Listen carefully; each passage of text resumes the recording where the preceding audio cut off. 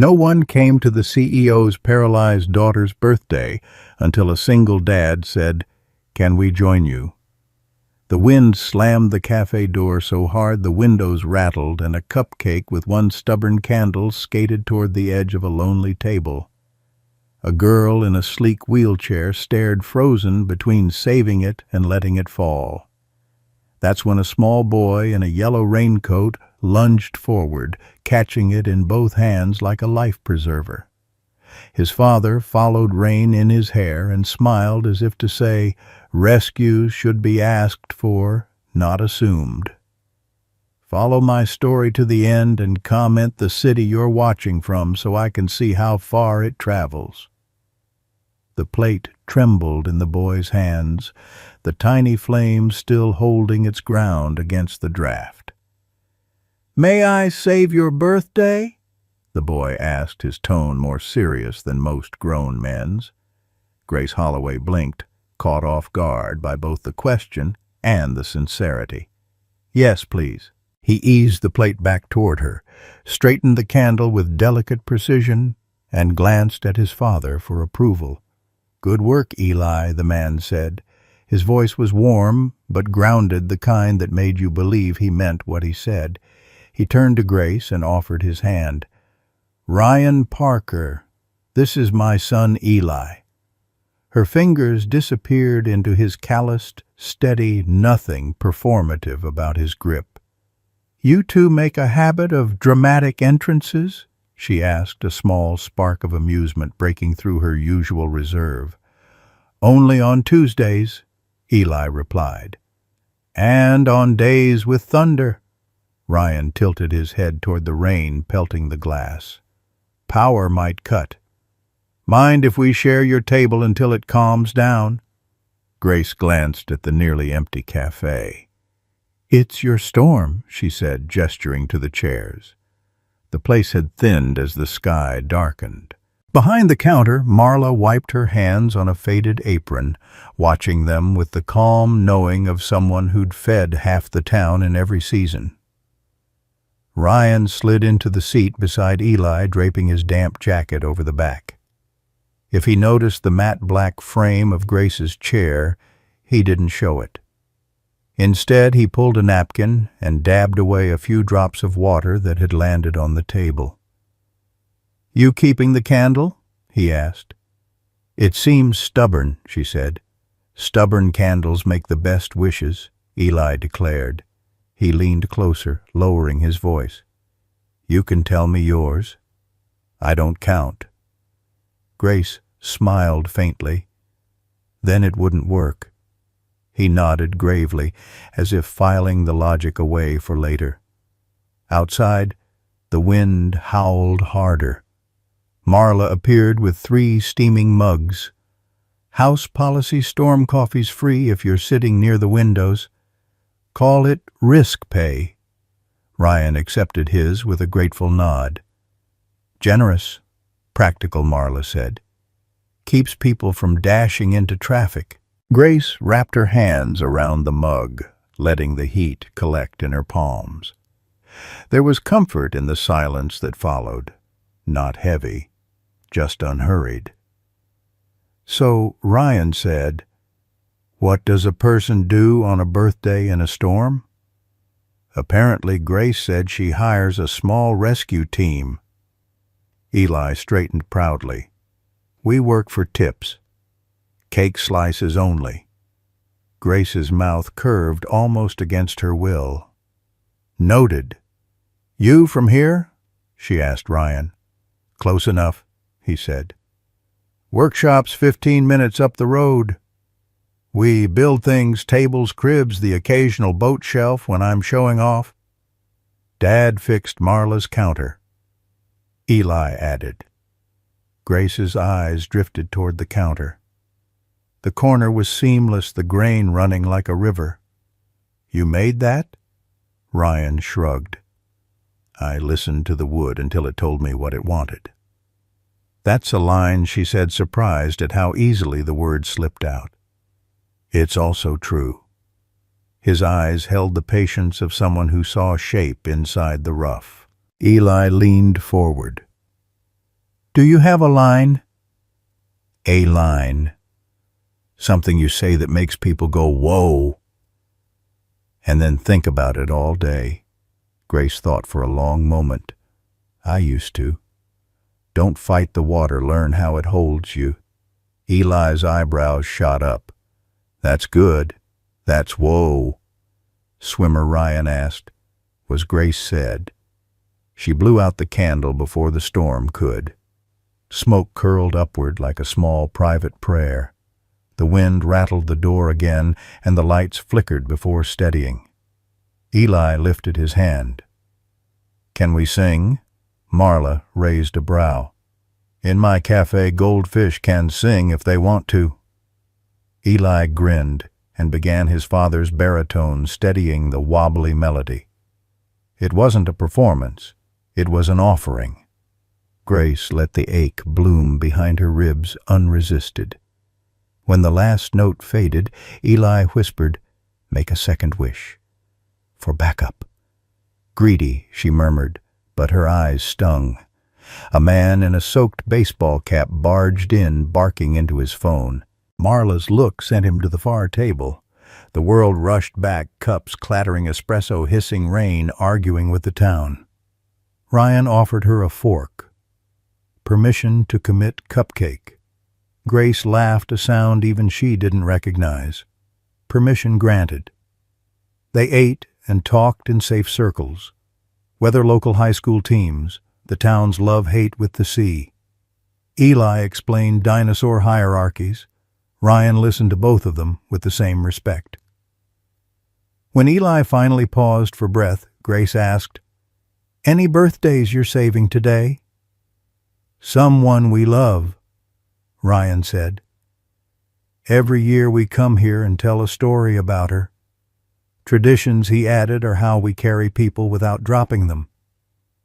Grace tucked the thought away before she could stop herself. Outside, a siren wailed, then faded. Marla set 2 sugar cookies shaped like boats on the table. "For navigating," she said. "What if I'm not good at it?" Grace asked quietly.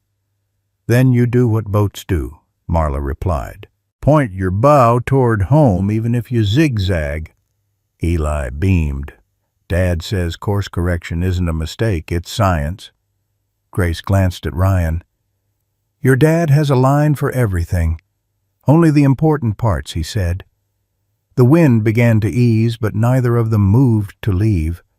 Grace didn't notice how much warmer the room felt than when she'd first rolled in.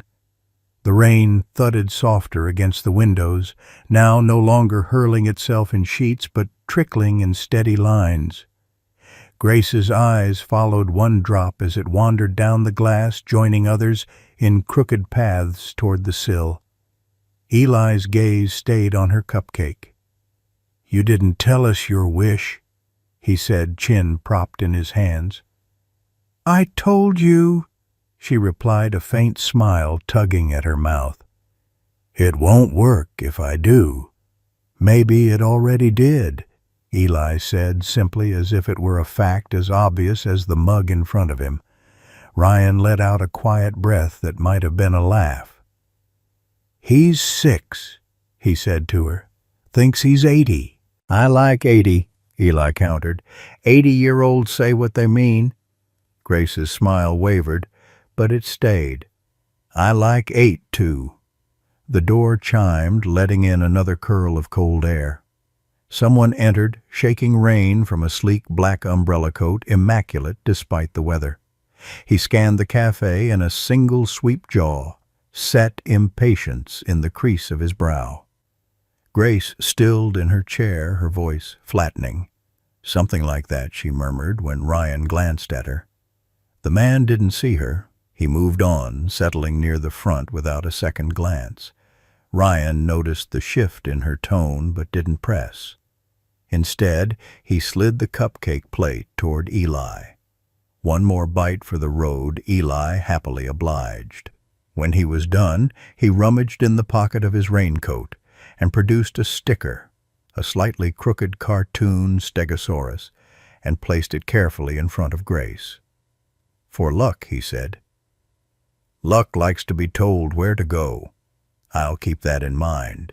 She tucked it into her wallet like it mattered. They stood together, Ryan shrugging into his still damp jacket. "We're usually here on Tuesdays," he said, his tone casual, the way you leave a porch light on without announcing it.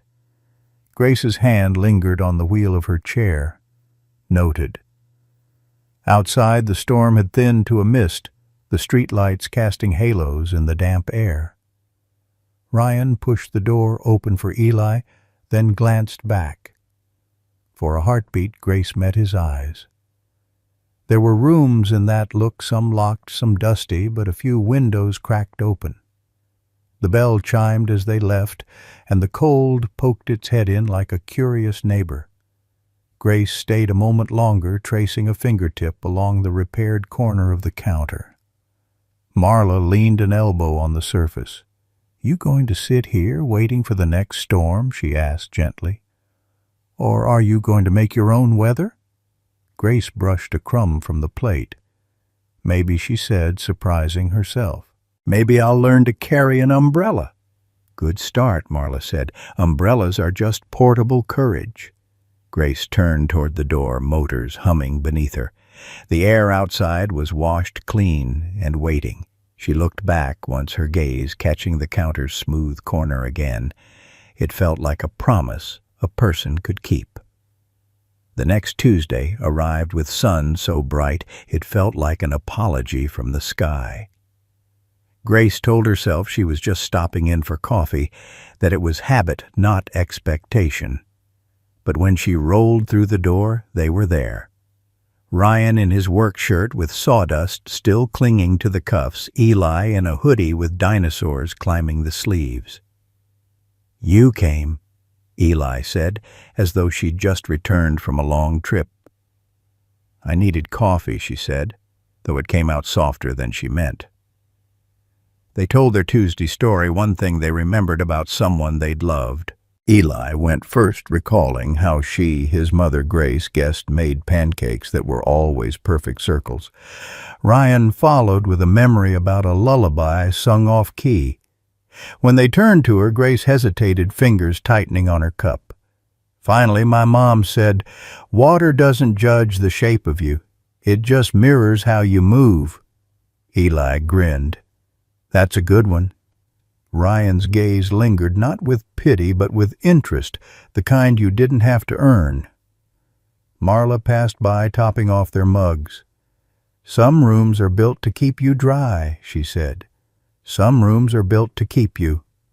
The thought settled in Grace's chest, as steady as the hum of her chair. She wasn't sure yet which kind of room this was, but she stayed long enough to wonder. The following Tuesday brought rain again, though softer than the storm that had flung them together.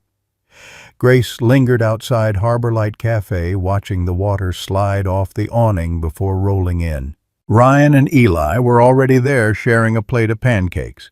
Eli waved his fork like a flag. "You're late," he announced. Grace smirked.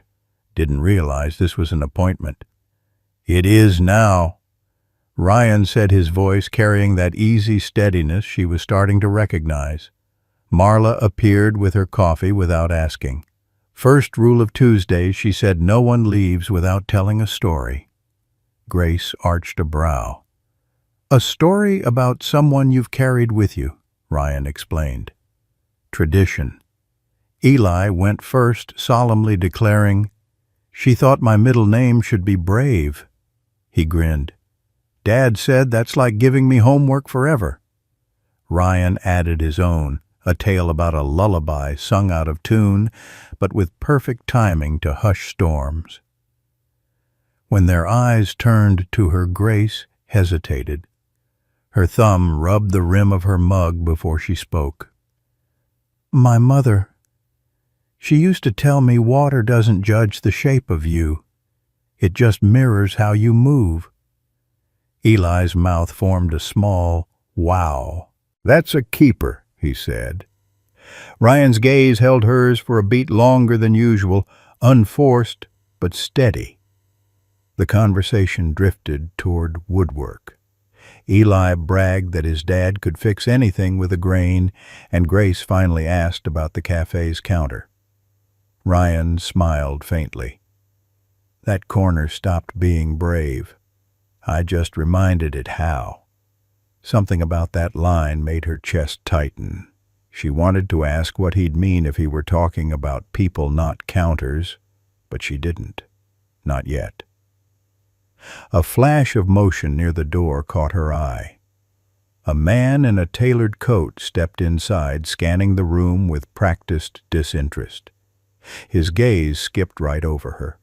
Grace stiffened, the warmth of the moment cooling a degree. "Friend of yours?" Ryan asked, his voice low. "Something like that," she replied, and sipped her coffee. The man didn't linger. He ordered something to go, impatient in every gesture. When he left, the door chime seemed louder than usual. Marla set down a plate of sugar cookies shaped like boats. "For navigating," she said. "What if I'm not good at it?" Grace asked quietly. Marla gave her a look that was soft but sharp. "Then you point your bow toward home even if you zigzag." Eli nodded sagely. "Course correction. Dad says it's science, not a mistake." Grace smiled, not the polite one she wore in boardrooms, but something closer to real. The lights flickered, then pulling their attention upward. Outside, rain fell in sheets again. Marla muttered something about the breaker and disappeared into the back. When the power snapped off entirely, the cafe gasped in unison. A small circle of light bloomed on their table. Ryan's flashlight, upright, its beam turning their cups into little lighthouses. "You okay?" he asked her quietly. She realized he'd asked her that once before, and now she meant it when she answered. "Yeah, I'm okay." Eli leaned into the glow eyes, bright. "Dad says pockets are for preparedness, not crumbs." Grace laughed softly. "That's unreasonably comforting." Ryan grinned. Comfort should be unreasonable. The power returned with a hum, and the cafe exhaled. But the soft tint of light between them lingered in her mind. When she left that day, the storm still grumbling, Ryan said, "If you ever want to see where corners remember how to be brave, the shop's open." She didn't commit. But as she rolled away, the invitation stayed with her warm against the cold. Saturday afternoon carried the scent of wet cedar through the streets, the kind of day when sawdust clings to your sleeves. Grace told herself she was just passing by Ryan's workshop, but her chair slowed when she saw the big roll-up door open, light spilling onto the sidewalk like a welcome mat. Inside, Eli sat cross-legged on a workbench, tongue between his teeth as he sketched. Ryan was bent over a half-built table, sleeves, rolled hands, guiding a chisel with patient precision. Eli spotted her first. "You came?" he said, bouncing down from the bench. His mismatched rain boots slapped the concrete as he ran to her. "I was curious," she admitted. He held out a sheet of paper. The crayon lines showed 3 figures at a cafe table, but the candle on the cupcake was drawn as a rocket ship firework sparks, trailing behind it. "I love it," she said, studying the crooked rocket. "That's a much better candle." Ryan straightened, wiping his palms on a rag. "Didn't expect you on a Saturday." "I wanted to see where corners remember how to be brave," she replied, the corners of her own mouth daring a smile. "Come on, then." He waved her deeper inside. The workshop was its own small country. Workbenches crowded with chisels, clamps, jars of screws like constellations. Stacks of lumber leaned in quiet rows, each marked with chalk notes only he seemed to understand. He stopped beside a rich reddish slab. "Cherry." "Stubborn, but it warms if you earn its trust." She ran her fingers along the grain. "Like people." His eyes flickered toward her. "Exactly like people." At the back, an unfinished rocking chair waited, its maple frame smooth under her palm. "Maple," he said. "Patient. Doesn't mind waiting to be what it's meant to be." "It's steady," she murmured. "Steady's underrated," Ryan said. "Everybody wants spectacular until spectacular lets them down." She looked up at him. "And you, I want honest." He shrugged. "Honest lasts longer." They stood there for a moment, the hum of the overhead lights filling in what didn't need to be said. Eli clattered over with a small scrap of wood. "Dad says we can make this into a shelf for your books." "My books? He says you probably read a lot." Grace laughed softly. "That's thoughtful." "It's engineering," Eli corrected. Ryan watched him with quiet pride.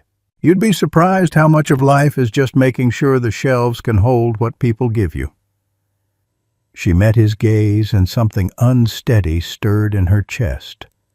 Later they sat on upturned crates, Eli hammering away at his project while Grace told them about her first swim meet at 12, how she'd been terrified until her coach said, "Water doesn't judge the shape of you. It only mirrors how you move." "So you and the water were friends?" Eli asked. "We were," she said softly. "We still are. Maybe we just don't visit as often." Ryan's glance was quick but sharp, as if he caught the weight of the admission. "Friends wait," he said simply. When she left that afternoon, the air outside was golden with late sun. Ryan walked her to the door. "Maple takes a long time to reach its full strength," he said. "People rush it, but they just end up with something that breaks too soon." She tilted her head, still talking about wood. His smile was small, a little wry. "Maybe not." Eli waved from inside. "See you Tuesday or Monday? Or both?"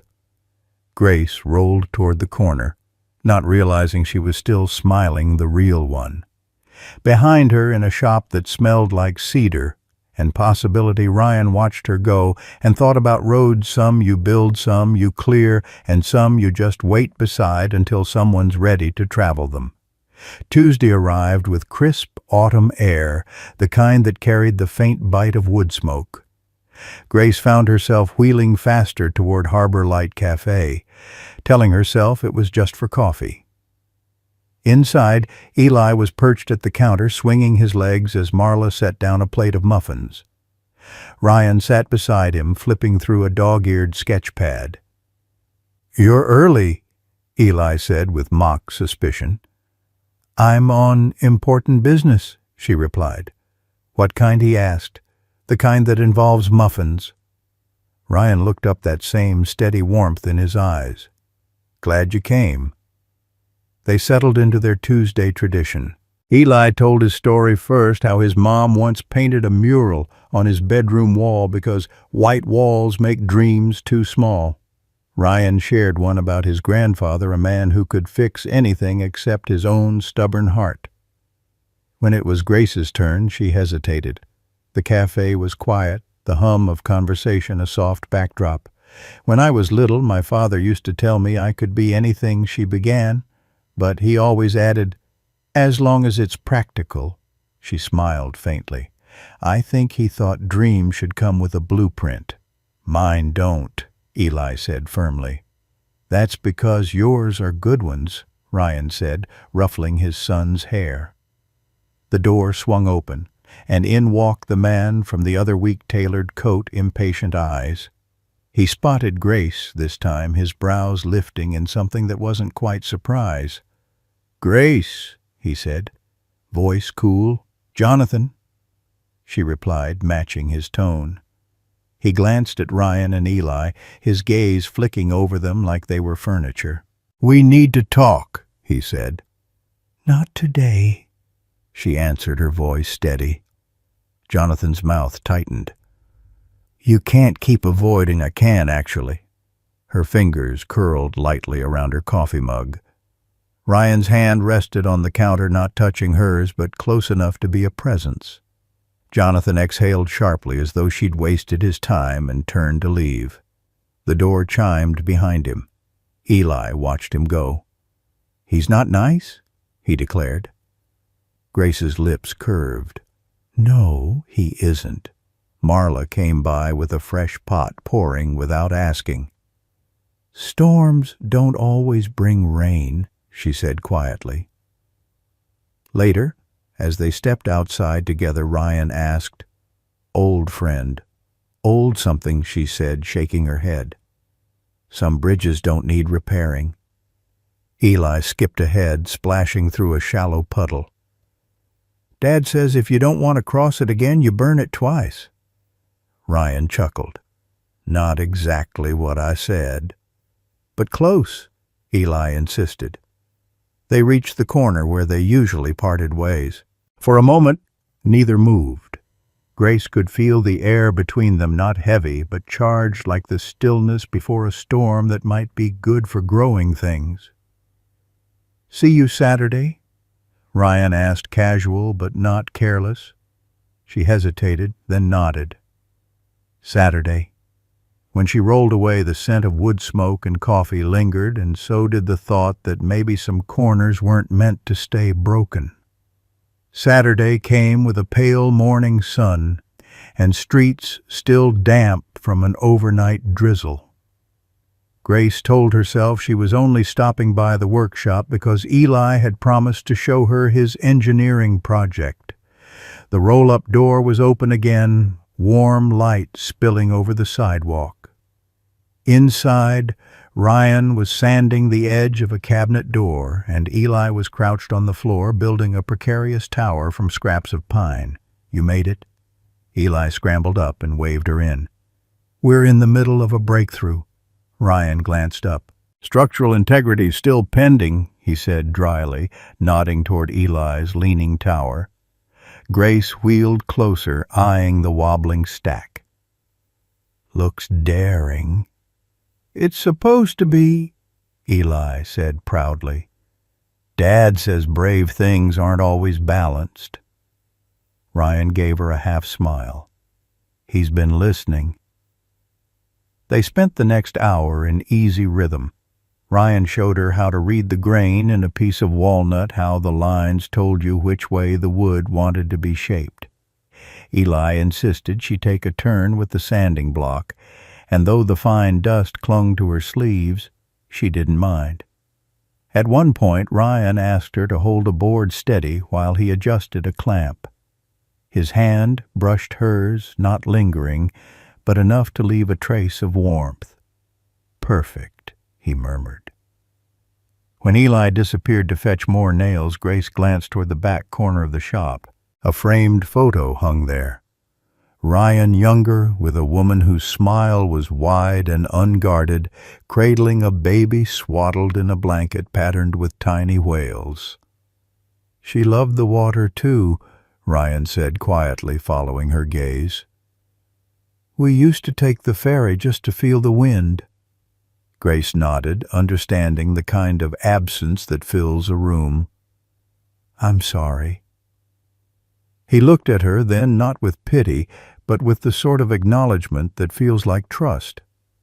"We manage," he said simply. Eli returned proudly, holding a jar of mismatched screws. "These are for emergencies," he announced. Grace smiled. "And what counts as an emergency?"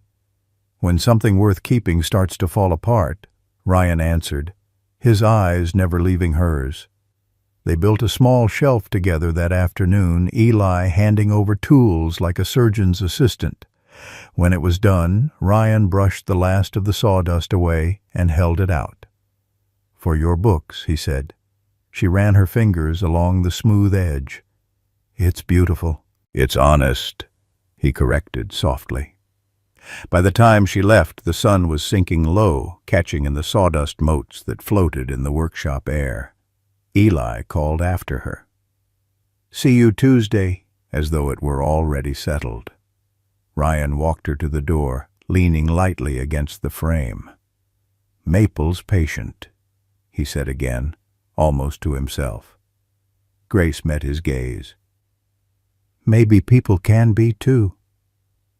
She rolled down the street, the little shelf balanced across her lap. It wasn't heavy, but it felt like it carried more than wood. Behind her, Ryan stood watching until she turned the corner, as if letting her go too soon might undo whatever had begun to take root between them. Tuesday dawned sharp and bright, the kind of day where the air feels washed clean. Grace arrived at Harbor Light Cafe to find Ryan and Eli already in their usual spot, a plate of half-eaten blueberry pancakes between them. Eli spotted her instantly. "You're late," he teased. "I'm right on time," she countered, sliding into place. "You just started early." Marla set down her coffee with a wink. "We've got cinnamon rolls today, fresh out of the oven."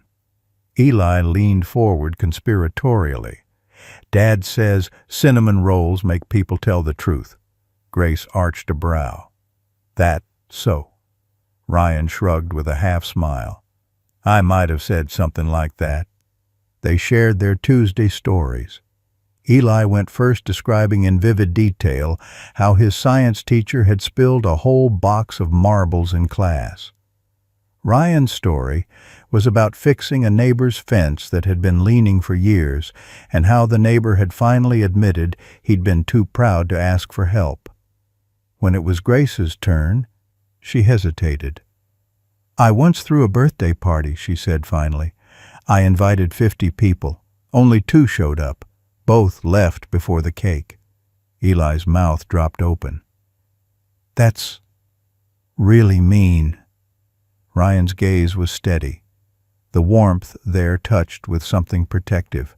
"People who don't show up tell you more than people who do." Before she could reply, the door swung open. Jonathan stepped inside again, same tailored coat, same assessing eyes. This time he walked straight to their table.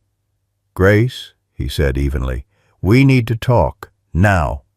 Ryan's posture shifted almost imperceptibly, a quiet readiness in the set of his shoulders. Grace kept her voice calm. "I'm in the middle of something." Jonathan glanced at Ryan. "And I can see exactly what." The cafe seemed to hold its breath. Marla stood still behind the counter, her hands resting on a tray. "You've got 5 minutes," Jonathan pressed. "Or the deal falls through." Grace's jaw tightened. "Then it falls through." Eli blinked, looking between them. "He's not nice," he whispered to Ryan. Jonathan's lips curved in a thin smile that didn't reach his eyes. "You'll regret this," he said quietly, then turned on his heel and left. The door closed with a final chime. Grace let out a breath she hadn't realized she was holding. "You okay?" Ryan asked. "Yeah," she said, though her voice wavered slightly. "I'm fine." Eli slid his plate toward her. "You can have the last pancake. That makes everything better." And somehow, in that moment, it almost did. They lingered longer than usual, the sun shifting across the floor. When it was time to leave, Ryan walked her to the corner. "You don't have to explain," he said. "But if you want to, I'm here." Grace met his eyes. "I know." She rolled away, the smell of cinnamon and coffee trailing after her, along with the unsettling realization that she'd rather be at this table with these two than anywhere else. The next Saturday, Harbor Light's bell jingled as Grace pushed the door open. She'd meant to arrive early, but a stubborn elevator in her building had slowed her down. Ryan was already there, leaning against the counter, talking quietly with Marla. Eli spotted her first and barreled over, nearly tripping on his own shoelaces. "You made it," he grinned. "We were going to send a search party. Glad I saved you the trouble," she said, smiling. Marla slid a paper cup across the counter toward her. "Your usual. On the house today." "Why?" Grace asked. Marla's eyes softened. "Because it's nice to see you walking in here like you belong." Ryan tilted his head toward their table. "Eli's got something to show you." On the table sat a small box. its lid covered in painted stars. Inside, nestled in a bed of tissue paper, was a bracelet woven from thin strips of cherry wood polished to a warm glow. Eli was practically vibrating. "We made it for you." "Well, Dad did the hard part. I did the painting." Grace lifted it carefully. "It's beautiful," she murmured, sliding it over her wrist. "Fits perfectly." "That's because we measured when you weren't looking," Eli confessed. Ryan chuckled. "Some surprises take a little planning." They were halfway through coffee when the cafe door opened again, and this time it wasn't Jonathan. It was a tall woman in a slate-gray coat, her hair swept into a flawless chignon. She scanned the room until her eyes landed on Grace. The temperature in the room seemed to drop a degree. Mother Grace said quietly. The woman approached, her heels clicking on the worn wood floor. "Grace, we need to talk. In private." Ryan's hand stilled on his coffee cup. Eli's gaze flicked between them, sensing the shift. Grace kept her voice level. "If you have something to say, you can say it here." Her mother's eyes narrowed briefly before flicking toward Ryan and Eli. "This isn't the company you should be keeping." "That's not your decision," Grace replied, her tone firm but not loud. Ryan stayed silent, but there was a stillness about him, the kind that feels like a shield. Her mother glanced at the bracelet on Grace's wrist, her lips pressing into a thin line. "You're making choices that will have consequences." Grace's jaw tightened. "I'm aware." Without another word, her mother turned and walked out, leaving the faint scent of expensive perfume in her wake. For a long moment no one spoke. Then Eli leaned in and whispered, "She's even scarier than the other guy." Grace laughed softly, tension easing just enough. "You're not wrong." Ryan's voice was low, steady. "You handled that well." She looked at him, and the warmth in his gaze felt like something solid she could hold on to. By the time she left, the bracelet's smooth edges were warm against her skin, a small anchor in a world that seemed intent on unmooring her. The days after her mother's visit stretched long and unsettled. Grace found herself replaying that moment in the cafe, the weight in her mother's voice, the way Ryan had stayed silent but present, as if his stillness alone could steady her. Tuesday arrived with a steady drizzle, the kind that blurred streetlights into soft halos. Grace wheeled into Harbor Light, shaking the damp from her sleeves. Ryan and Eli were already at their table, a deck of well-worn playing cards between them. Eli grinned. "We're playing Go Fish. You're just in time to lose." Grace smirked. "We'll see about that."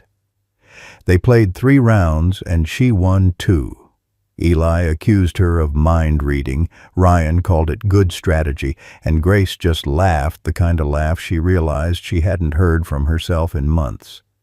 When the cards were gathered up, Ryan leaned back, studying her. "You've been quiet since Saturday." "Just thinking," she said, wrapping her hands around her coffee mug. About bridges," she replied slowly. "And whether some should be crossed or burned or just left alone." He didn't push. "Sometimes leaving them alone is the bravest thing." Eli piped up. "Dad says if a bridge is dangerous, you don't cross it. You build your own." Grace smiled. "Your dad's pretty wise." "Pretty," Ryan echoed with a small grin. They were gathering their things to leave when the cafe door opened, and this time it was neither Jonathan nor her mother. A man in a weathered jacket stepped in, shaking rain from his hair. He glanced around, spotted Ryan, and made a beeline for their table. "Hey," the man said, clapping Ryan on the shoulder. "Long time," Mark Ryan replied cautiously. Mark's eyes slid to Grace, curious but not unkind. "Didn't mean to interrupt. Just wanted to say thanks. Heard you fixed up that bench outside my shop." "Needed doing," Ryan said simply. Mark smiled, gave a nod to Grace and Eli, and left as quickly as he'd come. As the door swung shut, Grace tilted her head. "Friend of yours," old neighbor Ryan said. "One of the good ones." They stepped out into the drizzle together. The rain was light, almost pleasant. Ryan walked beside her until they reached the corner. "Saturday," he said, more statement than question. "Saturday," she confirmed. He gave her a nod, and she rolled away the sound of the rain, mingling with the quiet thought. She couldn't shake that maybe these Tuesdays and Saturdays, this easy orbit they'd fallen into, was already becoming something worth protecting. Saturday arrived under a sky the color of worn denim, streaked with pale sunlight. Grace told herself she was just stopping by the workshop for coffee. Ryan had mentioned he'd have a fresh pot on, but the truth was she'd been counting the days. The roll-up door was open, the smell of cedar and fresh brew mingling in the cool air. Eli was perched on a stool drawing a rocket ship on a scrap of plywood. Ryan stood at the workbench, sleeves rolled, hands deep in a tangle of wood shavings. "You're right on time," he said with that quiet half-smile of his. "For coffee?" she teased, wheeling in. "Sure," he said, sliding a mug toward her. Eli hopped down, grabbing a little box from under the bench. "We made something else, too." Inside was a small carved bird, its wings spread as if caught mid-flight, the grain of the wood flowing like feathers. "It's a wren," Eli said proudly. "Dad says they're small but brave." Grace turned it in her hands. "It's beautiful." Ryan leaned on the bench. "Thought it might keep you company." They spent the next hour sanding, talking, and laughing, the kind of easy rhythm that felt both new and old. But midway through, the shop's door swung open. Jonathan stood there, rainwater beading on his shoulders, a folder clutched in his hand. His eyes landed on Grace, then flicked to Ryan, his expression cooling. "We need to talk." "Now," he said, voice clipped. Grace set the wren down carefully. "Jonathan, I told you. This isn't about you. It's about the hospital foundation. They're pulling out unless you—" He glanced around, clearly aware of his audience. "Unless you present a united front." Ryan's jaw tightened, but he stayed silent. Grace's voice was calm but firm. "Then maybe they should pull out." Jonathan's brow furrowed. "You can't be serious." "I am," she said. "I'm done bending to keep other people comfortable." For a moment Jonathan just stared, then shook his head. "You've changed." She met his gaze evenly. "I hope so." He left without another word, the door swinging shut behind him. Eli's small voice broke the silence. "I think the wren's braver than him." Grace laughed softly, tension draining away. "Me too." Ryan handed her the mug she'd set down. "Still warm," he said quietly, as if that was reason enough to stay a little longer. And she did. By the next Tuesday, the air had taken on that early spring softness, where the wind carried both chill and promise. Grace wheeled into Harbor Light Cafe to find Ryan and Eli already at their table, a plate of cinnamon rolls between them. "Saved you one," Eli said, sliding the plate toward her. Grace smiled. "Guess I'm lucky."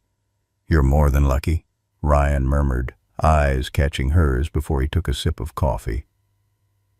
They traded small stories. Eli's school art project that went sideways when a jar of glitter exploded Ryan's repair job at the old boathouse. Grace's admission that she'd started reading again in the quiet hours after midnight. But the moment felt different, warmer somehow, closer. Halfway through, the bell above the door chimed. Grace's mother stepped in her slate-gray coat, immaculate, her expression unreadable. This time she didn't hesitate. She walked straight to their table. "Grace, she began, voice measured. "I came to apologize." Grace blinked, caught off guard. "For what?" "For assuming that the only people worth your time were the ones I approved of," her mother said. "I was wrong." Her gaze shifted briefly to Ryan, then to Eli before returning to Grace. "I see now that you've found better company." Eli grinned at that. Though Ryan stayed still, his expression guarded. Grace took a slow breath. "Thank you. That means more than you know." Her mother nodded once. "I won't interfere again." She reached out briefly, touching Grace's hand, then turned and left, the cafe bell chiming softly in her wake. For a long moment, the three of them sat in silence. Then Eli leaned forward. "That was kind of amazing." Ryan's voice was low. "It's not every day people change their minds." Grace smiled faintly. "Maybe Wrens aren't the only ones who can be brave." They finished their coffee, but the air between them felt lighter, as if some unspoken barrier had lifted. Outside, the sunlight had grown stronger, spilling across the sidewalks. When they left, Ryan walked beside her, as always, his hand brushing the back of her chair now and then, not guiding, just there. At the corner, they paused. "Saturday?" he asked. She nodded. "Saturday." He smiled, and for a moment it felt less like a question and more like a promise. Saturday bloomed with sunlight, the kind that turned the bay into a sheet of rippled silver.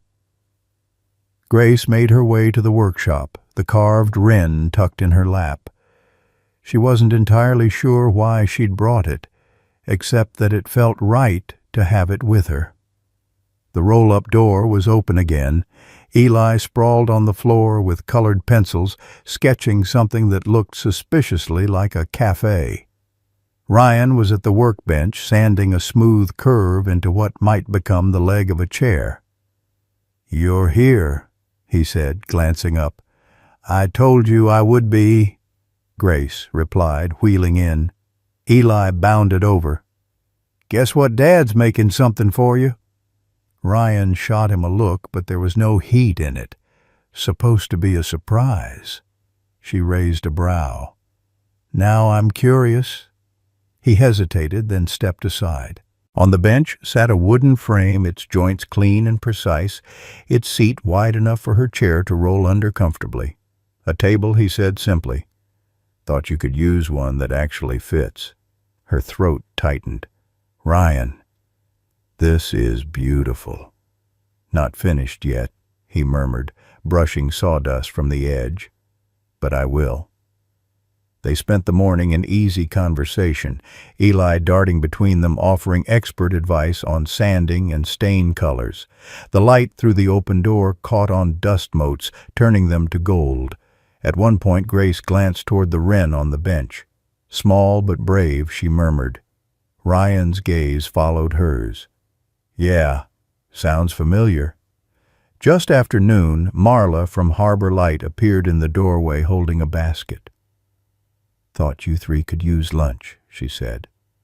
They sat together on the workshop floor, sandwiches, coffee, and the quiet sound of the bay beyond. Grace realized as Ryan laughed at something Eli said that the edges of her life had softened. The sharp loneliness that used to define her days had been replaced with something warmer, steadier. When it was time to leave, she paused in the doorway. "Ryan, yeah, I'm glad you asked if you could join us that day." His smile was slow, certain. "Me too." Eli waved from inside. "Tuesday," he called. Grace wheeled into the sunlight, the wren safe in her lap, the promise of more Tuesdays and more Saturdays carrying her forward. "Your thoughts will help us create meaningful stories. And if you want to hear more powerful healing stories like this, don't forget to subscribe to the channel. Click the bell icon so you don't miss any new episodes. And most importantly, share this video with people who need a little hope today. Thank you so much for your time. We hear you, we listen to you, and we are honored to tell these stories for you.